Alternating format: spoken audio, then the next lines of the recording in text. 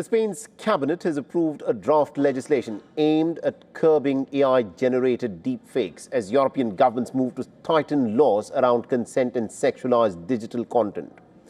The move comes amidst growing concerns over the misuse of artificial intelligence to create non-consensual images, including those of minors.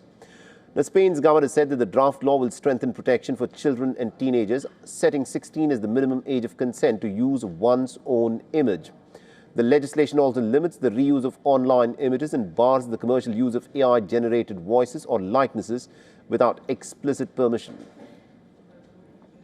The fact that people share personal or family images on social media does not give absolute freedom to use those images in other contexts. Consent is limited to the social media site where a specific image is uploaded.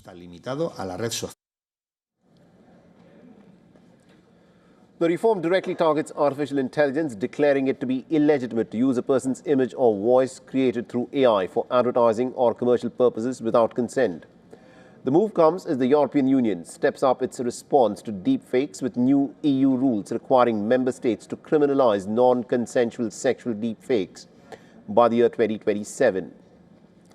Now, the issue has come under global scrutiny following controversies linked to AI tools such as Grok, which is facing investigations over sexually explicit deepfake images.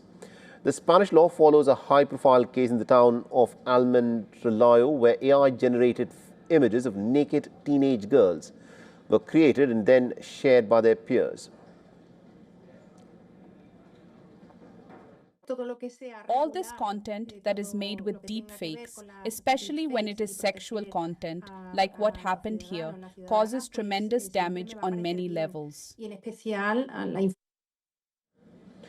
A court ruled last year that the act did not constitute a crime under the existing laws, highlighting legal gaps in dealing with AI-manipulated images. Earlier in the month, the Spanish government asked the prosecutors to assess whether certain AI-generated content could amount to child pornography. The draft legislation must in fact go through public consultation before returning to the government for final approval and submission to the parliament. For all the latest news, download the WION app and subscribe to our YouTube channel.